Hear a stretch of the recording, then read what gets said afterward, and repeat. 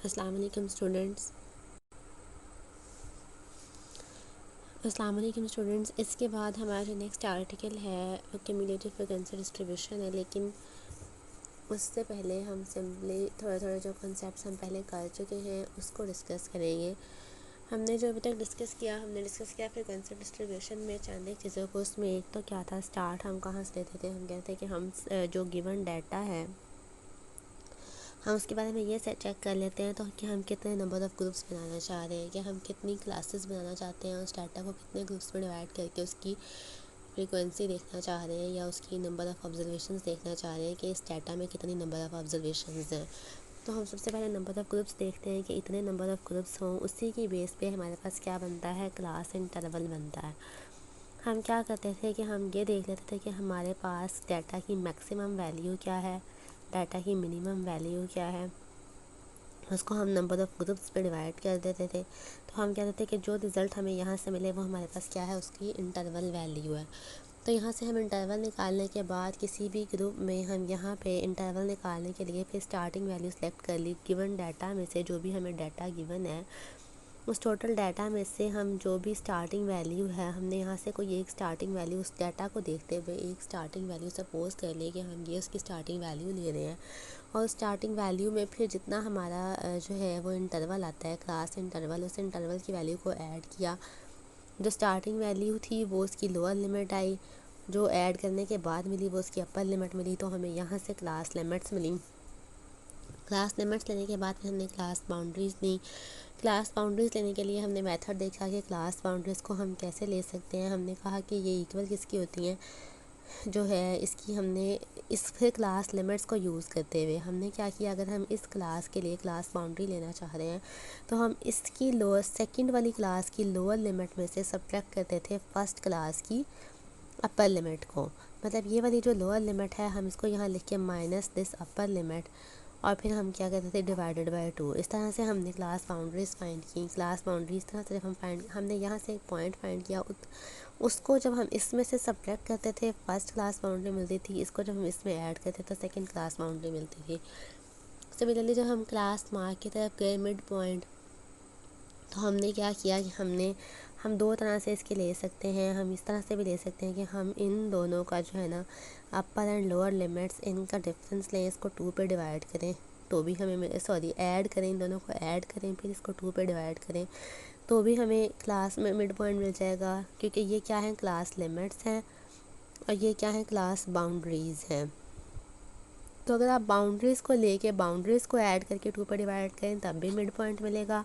अगर class limits को लेके ऐड करें और 2 पर डिवाइड करें तो भी आपको मिड पॉइंट मिलेगा। अभी तक हमने ये सारा कुछ देखा है।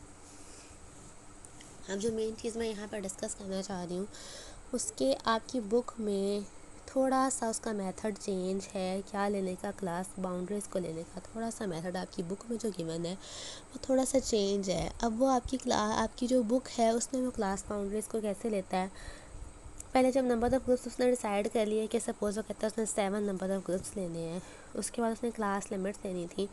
तो क्लास लिमिट्स में अगेन आप कोई भी वैल्यू, जैसे शुरू वाली कोई भी वैल्यू सजेस्ट कर लेते हैं। वो आप इस डाटा में से मिनिमम वैल्यू देख लेते हैं, मैक्सिमम वैल्यू देख लेते हैं, फिर उसके हिसाब से मिनिमम और मैक्सिमम के हिसाब से आप स्टार्टिंग क्लास लिमिट की स्टार्टिंग वैल्यू कोई भी लेट कर लेते हैं।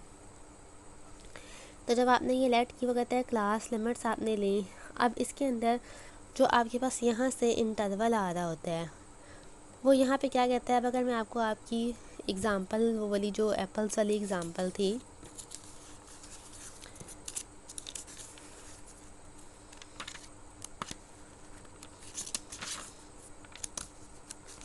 ओके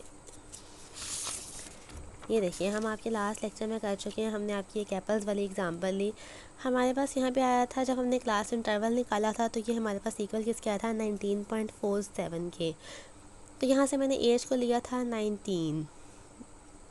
अब वो बेसिकली क्या कर रहा है, मैंने यहाँ पे एज को 19 लिया था क्योंकि मैं ये चाह रही थी कि मैं यहाँ पे 65 में 19 को ऐड करूँ, मुझे 84 मिल जाए, फिर 85 में 19 को ऐड करूँ, 104 मिल जाए।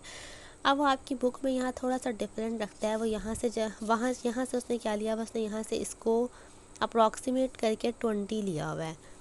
जब वो यहाँ से 20 लेता है, अब वो बेसिकली यहाँ से आप जब लेते हैं इंटरवल लेते हैं, जो भी इंटरवल आता है वो इसके अंदर बेसिकली वो 65 यहाँ पे वो इसको ऐड करके ये वैल्यू लेता है। हमने क्या किया था, हमने इसको ऐड करके ये वैल्यू ली थी, लेकिन वो इसके अंदर 20 ऐड करके ये वैल्यू लेता है, इससे एक कम वाली वैल्यू यहाँ रखता है।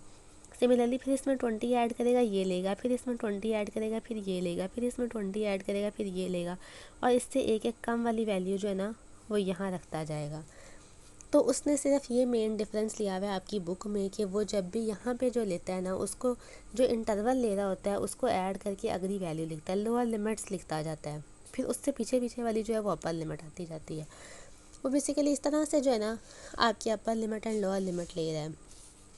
उसके बाद इस क्लास इंटरवल को बेसिकली आपकी बुक का मेथड बताने का मेन मकसद जो है ना ये क्लास बाउंड्रीज़ बताना था, क्योंकि उसने जो फार्मूला आपकी बुक में क्लास बाउंड्री के लिए दिया हुआ है ये इसलिए है कि आप बुक पढ़ें तो आप कंफ्यूज ना हो जाएं। वो क्लास बाउंड्री के लिए जो एक फार्मूला उसने आपकी बुक में दिया हुआ है वो क्या करता है, वो सबसे पहले वो एक मिड पॉइंट फाइंड करता है। आप लोगों को ऑलरेडी पता है कि किसी भी मिड पॉइंट को कैसे फाइंड करते हैं। वो सिंपली पहले मिड पॉइंट फाइंड करता है, क्लास लिमिट्स का मिड पॉइंट इन दोनों को ऐड करेगा, 2 पे डिवाइड करेगा, जो मिड पॉइंट आएगा लेट कर लें कि पहली क्लास का मिड पॉइंट x1 है, दूसरी क्लास का मिड पॉइंट x2 है, तीसरी क्लास का मिड पॉइंट x3 है। वो क्या करेगा, हमारे पास इंटरवल जो है हम लेते हैं क्लास इंटरवल, हम उसको शो किससे करते हैं, एज से, हम उसको डिनोट करते हैं एज से। वो हर मिड पॉइंट में पहले वाला मिड पॉइंट जो है उसको उसमें से -h/2 करेगा। वो दूसरे वाला अब जो है ना वो इस x1 में मिड पॉइंट बेसिकली वो क्लास बाउंड्री अगर लेना चाह रहा है, क्लास बाउंड्री वो किस तरह से क्लास बाउंड्री लेता है, वो x1 मिड पॉइंट जो x1 है उसमें से x1 -h/2 करता है और x1 +h/2 करता है। तो ये शुरू वाला मिड पॉइंट आ जाता है, ये लोअर बाउंड्री आ जाती है और ये अपर बाउंड्री आ जाती है। जो हमने अब lower boundary and upper boundary निकाली थी इस फार्मूले से, वही वो इस फार्मूले से निकालता है। रिज़ल्ट दोनों केसेस में सेम आएगा, आप ये करके देख सकते हैं। तो यहाँ से बेसिकली वो आपको सिर्फ बताने का मकसद सिर्फ ये है कि जो एज वो यहाँ पर लेता है उसी एज को यूज़ करते हुए वो x1 -h2 करके, x1 क्या है, मिड पॉइंट है इन लिमिट पॉइंट क्लास लिमिट्स का, और x1 -h/2 करें तो लोअर क्लास बाउंड्री मिलती है, x1 +h/2 करें तो अपर क्लास बाउंड्री मिलती है। ये मेथड उसने आपकी बुक में यूज़ किया हुआ है। इस मेथड को यूज़ करते हुए नेक्स्ट हम थोड़ा सा जो है ना एक कॉन्सेप्ट देख रहे हैं क्यूमुलेटिव फ्रीक्वेंसी डिस्ट्रीब्यूशन का। तो वो क्या कहता है, अब क्यूमुलेटिव फ्रीक्वेंसी देखिए, अब क्यूमुलेटिव के नाम से ही पता है कि वो क्या होता है, वो टोटल को अकुमुलेशन को शो करती हुई कोई चीज़ है, मतलब मजमुआ जिसे कहते हैं। किसका मजमुआ है, फ्रीक्वेंसी का मजमुआ है। कहाँ से कहाँ तक की फ्रीक्वेंसी का मजमुआ है ये हमने देखना है।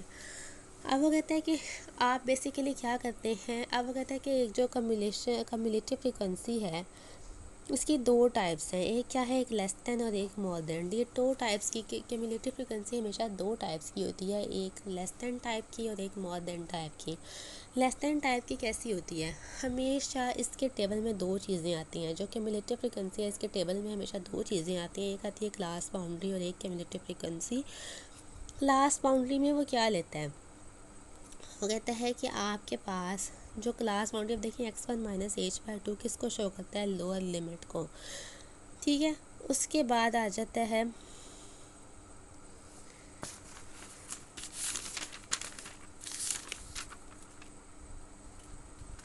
ओके आपके पास वो कहता है क्लास बाउंड्री किसको शो करता है, लेस देन x1 -h/2।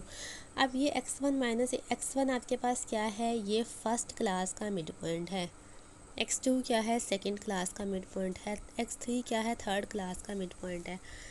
अब इसके अंदर अगर देखें वो कहता है कि यहाँ अगर आप लेस देन x1 -h/2 ले रहे हैं तो आप बेसिकली क्या कह रहे हैं। अब मैं इस एग्जांपल से आपको दोबारा बताती हूँ। हमने क्लास बाउंड्रीज ली हुई है ये वाली, मतलब वो कहता है जब आपके पास क्लास बाउंड्री 64.5 से लेस रहती है, इससे नीचे आपके पास जब तक क्लास बाउंड्री इससे नीचे वाली है तो आपके पास फ्रीक्वेंसी क्या है। अब आपको पता है कि आपके पास फ्रीक्वेंसी इस बाउंड्री के अंदर मतलब 64.5 से 84.5 के अंदर 9 है। तो ऑब्वियसली इससे नीचे 64.5 से नीचे तो कोई ग्राम्स ही नहीं है, मतलब कोई वेट ही नहीं है, किसी एप्पल का भी वेट नहीं है, तो फ्रीक्वेंसी कुछ भी नहीं है। तो आप क्या करेंगे, 64.5 से नीचे नीचे लेस देन 64.5 फ्रीक्वेंसी आपके पास क्या है, कम्युलेटिव फ्रीक्वेंसी फाइंड करनी है। ठीक है, वो कहता है कि यहाँ फ्रीक्वेंसी आपके पास क्या होगी, 0 होगी। ठीक है, लेकिन जब आप जाते हैं x1 प्लस h/2 पे, अब x1 प्लस h/2 किसको शो करता है, इसको, मतलब ये अपर बाउंड्री को शो करता है। अब इससे नीचे नीचे लेस देन दिस वन, तो वो कहता है less than x1 plus h/2, यानी कि इससे नीचे नीचे आपके पास फ्रीक्वेंसी, इससे नीचे नीचे फ्रीक्वेंसी क्या है, 9 के इक्वल है। यानी कि अगर इसको हम इस फ्रीक्वेंसी को f1 कह रहे हैं, इसको f2 कह रहे हैं, इसको f3 कह रहे हैं, इसको f4, इसको f5, सिमिलरली f6, f7, तो आपके पास ये फ्रीक्वेंसी किसके इक्वल है, f1 के। इससे नीचे नीचे वाली फ्रीक्वेंसी f1 के इक्वल है, तो यहाँ आप लिख दें कि ये f1 है। सिमिलरली x2 प्लस, अब less than x2 plus h/2, अब less than x2 plus h/2 क्या है, ये वाली है, इससे लेस फ्रीक्वेंसी। अब देखें 104.5 से लेस वाले तो सारे वेट्स आ जाते हैं 64 तक और उससे भी नीचे, तो टोटल फ्रीक्वेंसी कितनी बनती है, f1 प्लस f2, तो ये आपके पास क्या आएगी, f1 plus f2। Similarly x3 plus h/2, इससे नीचे नीचे देखें तो f1 plus f2 plus f3 and so on, ये आपके पास चलता जा रहा है।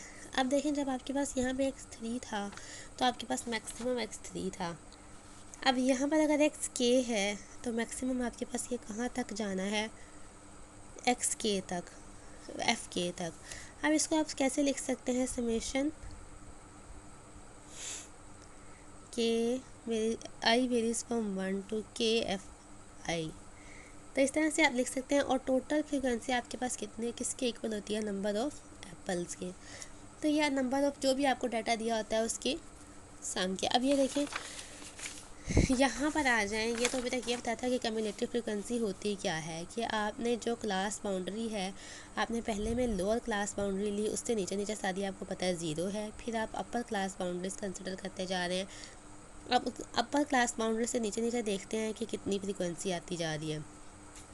अब इसी को मैं आपको थोड़ा सा जो है ना, एप्पल वाली जो हमने ये एग्ज़ाम्पल ली हुई है, मैं इस एग्ज़ाम्पल में बताती हूँ। अब देखिए, आप इससे नीचे नीचे लेते हैं, आपको पता है 0 है, 84.5 से नीचे नीचे लेते हैं 9 है, 104.5 से नीचे नीचे लेते हैं 10 प्लस 9 है, तो वो यहाँ पे यही कर रहा है, लेस देन 64.5। अगर आप यहाँ से इसको इकट्ठे रख के देखें तो वो क्या करता है, 64.5 से नीचे नीचे 0 है, फिर 84.5 से नीचे नीचे लेस दैन 84.5 जो है वो 9 है, फिर लेस दैन 104.5 जो है वो 19 है, फिर लेस दैन 124.5, इन तीनों को ऐड करके जो आएगा वो।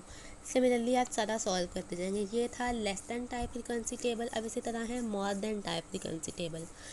तो जब आप more than type frequency table पे आते हैं तो यहाँ पे देखें, ये आपके पास है more than type frequency table.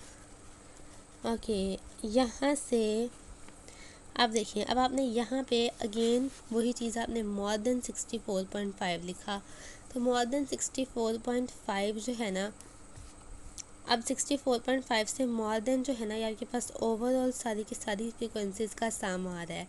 लेकिन जब मोर देन 84.5 रह जाएगा तो उसमें से ये वाली फ्रीक्वेंसी निकल जाएगी। अब आप देखें, जब आप क्या कहते हैं, मोर देन 64.5, अब मोर देन 64.5 मतलब इससे ज़्यादा वाला जो डाटा है उस सारे के लिए फ्रीक्वेंसी देखनी है। इससे ज़्यादा वाला डाटा वो तो सारा कवर हो जाता है, मतलब यहाँ तक, तो टोटल फ्रीक्वेंसी आपके पास क्या है, 60 है। लेकिन जब वो कहता है मोर देन 84.5, तो आप देखें मोर देन 84.5 में ये दोनों फ्रीक्वेंसीज निकल जाती हैं मोर देन 84.5 में। अब यहाँ पे मोर देन 84.5 में हमें पता है कि ये फ्रीक्वेंसी निकल जाएगी, लेकिन 84.5 से ऊपर वाले में 10 फ्रीक्वेंसी है, इसमें 17 है, इसमें 10 है, और ये सारे क्या आ रहे हैं, ये मोर देन 84.5 आ रहे हैं। तो इन सब का जो सम आएगा वो मोर देन 84.5 में आएगा। सिमिलरली वो उसने यहाँ पे लिख दिया 51। अब फिर जब हम कहते हैं मोर देन 104.5, मोर देन 104.5 में ये सारी की सारी फ्रिक्वेंसीज आ जाएंगी। फिर 124.5 में ये सारी आ जाएंगी। फिर 144.5, मोर देन 144.5 में ये वाली सारी आ जाएंगी, एंड सो ऑन। ये क्या मेथड है? ये mid point more than type frequency table निकालने का मेथड है।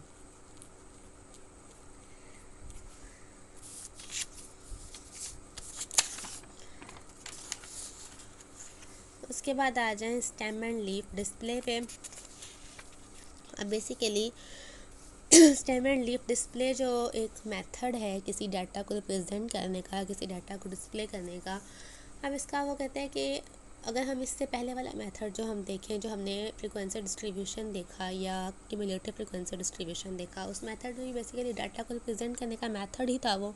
अब वो कहते हैं कि उसमें अगर हम देखें तो हम क्लासेस में पूरे डाटा को ग्रुप्स में डिवाइड कर देते हैं, क्लासेस में डिवाइड कर देते हैं।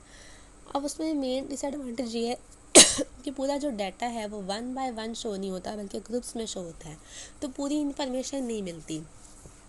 अब वो कहते हैं उसके लिए stem and leaf display method जो है आप वो देख सकते हैं। उसमें आप बेसिकली क्या करते हैं, कहते हैं the ages of 30 patients admitted to a certain hospital during a particular week were as follows. ये सारे के सारे पेशेंट्स की जो ना एजेस हैं, टोटल पेशेंट्स आपके पास 30 हैं। अब आप इसमें सबसे वो कहते हैं construct a stem and leaf display from the data and list data in an अरे। आपने सिंपली क्या करना है, आपने सबसे मिनिमम एज देख लेनी है, वो 12 है। इधर से सबसे मैक्सिमम एज देख लेनी है, वो 74 है। अब अगर आप देखें स्टेम एंड लीफ मेथड में आप हमेशा पहले डिजिट को देखते हैं और दूसरे डिजिट को देखते हैं। अब अगर आप यहाँ से पहला डिजिट देखें तो वो आपके पास 1 और 7 है, यानी कि पहले डिजिट को आप कहते हैं स्टेम या लीडिंग डिजिट और दूसरे डिजिट्स को आप कहते हैं लीफ या ट्रेलिंग डिजिट। अब अगर हम स्टेम डिजिट देखें तो 1 से 7 तक जा रहे हैं, मैंने 1 से 7 तक टेबल बना लिया। जब अब यहाँ से आपने क्या करना है, अब यहाँ से आपने देखना है ये 1 है अगर, तो आप यहाँ से चेक कर लें कि 1 के साथ वाले कौन कौन से हैं जिसमें पहला 1 आ रहा हो। अब अगर आप देखिए यहाँ पे पहला 1 वाला 12 है, अब उसके बाद पहला 1 वाला 18 भी है, तो ये 2 डिजिट्स हैं, ये पहले 1 वाले हैं। पहले इसमें 2 आता है, अगर आप काउंटिंग में देखें तो पहले इसमें 2 आता है, फिर 8 आता है। आपने जो है ना, आप यहाँ से इसको जो है ना दूसरी तरह भी लिख सकते हैं, मतलब आप फ़िलहाल आप तरतीब से ही लिख लें, 8 को बाहर लिख लें, 2 को लिख लें, 8 और 2। फिर यहाँ से 2 वाले, अब 2 वाले डिजिट्स देख लें कि आपके पास 2 वाले डिजिट्स कौन से हैं। ये आपके पास 2 वाला डिजिट है, ये भी आपके पास 2 वाला डिजिट है, ये भी आपके पास 2 वाला डिजिट है। 9, 6 एंड 7, 9, 6 एंड 7, ठीक है। उसके बाद 3 वाले डिजिट्स देख लें, तो 3 वाले डिजिट्स में भी ये सारे पुट कर लें इस तरह से। तो ये सिंपली क्या मेथड है, आपने सिंपली ये बता दिया, यहाँ से देख के आपको डायरेक्ट पता चल रहा है इस टेबल को कि कितने दो मरीज़ ऐसे हैं जिनकी 10 से ग्रेटर एज है। तो एक की 18 है, एक की 12 है, फिर 29, 26, 27, 20 से ग्रेटर वाले 3 हैं। तो ये बेसिकली एक टेबल को देख के स्टेम एंड लीफ डिस्प्ले है, जिसको देख के आपको अंदाज़ा हो जाता है, ओवरऑल डाटा का अंदाज़ा हो जाता है। तो इसमें 1 बाय 1 हर एक की रिप्रेजेंटेशन गिवन है।